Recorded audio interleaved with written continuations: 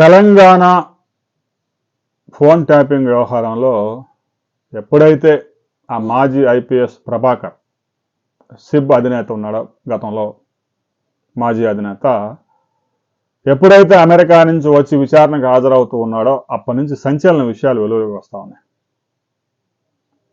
600 మంది రాజకీయ నేతల ఫోన్లన్నీ ట్యాప్ చేసి కేసీఆర్ ప్రభుత్వం, అటు తెలంగాణ ఇటు ఆంధ్రప్రదేశ్లో కూడా ఫోన్లన్నీ ట్యాప్ చేశారు.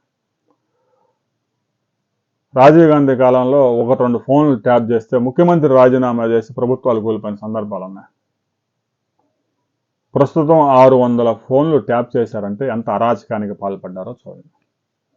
రష్యా నుంచి దిగుమతి చేసుకున్న పరికరాలతో కోడ్ లాంగ్వేజ్లో ఫోన్లన్నీ ట్యాప్ చేశారు. Andhra Pradesh Congress working president Sharmila phone కూడా ట్యాప్ చేశారు. చంద్రబాబు నాయుడు ఫోన్ ట్యాప్ చేశారు. లోకేష్ ఫోన్ ట్యాప్ చేశారు. కీలక అధికారుల ఫోన్లన్నీ ట్యాప్ చేశారు. రేవంత్ రెడ్డి ఫోన్ ట్యాప్ చేశారు. ఈటెల రాజేందర్ ఫోన్లు ట్యాప్ చేశారు. ఇవన్నీ ట్యాప్ చేసి గత ఎన్నికల్లో బీఆర్ఎస్ ప్రభుత్వం ఆపోజిట్ పార్టీస్ ఏవైతే ఉన్నాయో వారు ₹1 కూడా ప్రజల్లోకి తీసుకెళ్లి ఓట్లు కొనుగోలు చేసే కార్యక్రమాన్ని జరగకుండా చూసింది. ఆ విధంగా గెలవాలని ప్రయత్నాలు చేశారు. సర్వశక్తులు ఒడ్డారు. పోలీసు వ్యవస్థను దుర్వినియోగం చేశారు. షర్మిలా ఫోన్ కాల్స్ అన్ని రికార్డ్ చేసి వారం జగన్మోహన్ రెడ్డికి పంపించారంట. అంటే వారి మధ్య బంధం, ఆ మెగా బంధం ఏ విధంగా ముడివేసుకుపోయిందో మనం అర్థం చేసుకోవచ్చు. అటు కాళేశ్వరం ప్రాజెక్టులో కేసీఆర్ మెగా బంధం, ఇటు పోలవరం ప్రాజెక్టులో వైసీపీ వచ్చినాక మెగా బంధం బాగా పెనవేసుకుపోయింది 42% కమిషన్లతో. దాంతో జగన్మోహన్ రెడ్డికి ఫోన్ ట్యాపింగ్ చేసి ఆంధ్రప్రదేశ్ నాయకులన్నీ ఫోన్లు ట్యాప్ చేసి ఎప్పటికప్పుడు రిపోర్ట్ పంపించే కార్యక్రమాన్ని అప్పటి ముఖ్యమంత్రి కేసీఆర్ భుజాన వేసుకున్నాడు.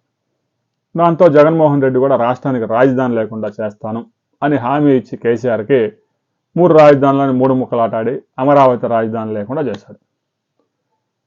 రాష్ట్రానికి రాజధాని లేకుండా చేసి పెట్టుబడులన్నీ హైదరాబాద్ పోయేలాగా కేసీఆర్కి సహకరించారు. తాజాగా షర్మిలా ఫోన్ ట్యాపింగ్ వ్యవహారం చుచ్చురేపుతా ఉంది. ఈ వ్యవహారం గతంలోనే షర్మిలా చెప్పింది, నా ఫోన్ ట్యాప్ చేశారు, మా మనుషులు కొంతమందిని పిలిచి వారు ఒక సీనియర్ ఐపీఎస్ అధికారి లేపేస్తానని బెదిరిస్తూ ఉన్నాడు అనే విషయాన్ని కూడా ఆవిడ చెప్పారు. తాజాగా ఈ ఫోన్ ట్యాపింగ్ వ్యవహారం 2 తెలుగు రాష్ట్రాల్లో పెద్ద దుమారమే రేపుతా ఉంది. ఫోన్ ట్యాపింగ్ వ్యవహారంలో రేవంత్ రెడ్డి ప్రభుత్వం కూడా సీరియస్గానే విచారణ జరుపుతూ ఉంది. ప్రభాకర్ రావు అప్రూవర్గా మారాడు. 2 సంవత్సరాలు దాదాపుగా అమెరికాలో తలదాచుకున్న ఇంటర్పోల్తో ఒత్తిడి తీసుకురావడంతో ఇక గజ దొంగల మాదిరి తప్పించుకుంటే బాగుండదని ఈ ఐపీఎస్ అధికారి హైదరాబాద్కి ఎట్టికేలకు దిగాడు. ఎయిర్పోర్ట్లో దిగి 70 మంది బౌన్సర్లను పెట్టుకొని ఇంటికి వెళ్ళాడు. విచారణకైతే బాగానే హాజరవుతా ఉన్నాడు. అప్రూవర్గా మారాడు కాబట్టి అరెస్ట్ చేసే అవకాశాలు కనిపించడం లేదు. ఆయన ఇచ్చిన సమాచారం చూస్తూ ఉంటే 5 ఏళ్ల రెండోసారి కేసీఆర్ ప్రభుత్వ పరిపాలనలో పెద్ద అరాచకమే సృష్టించారు.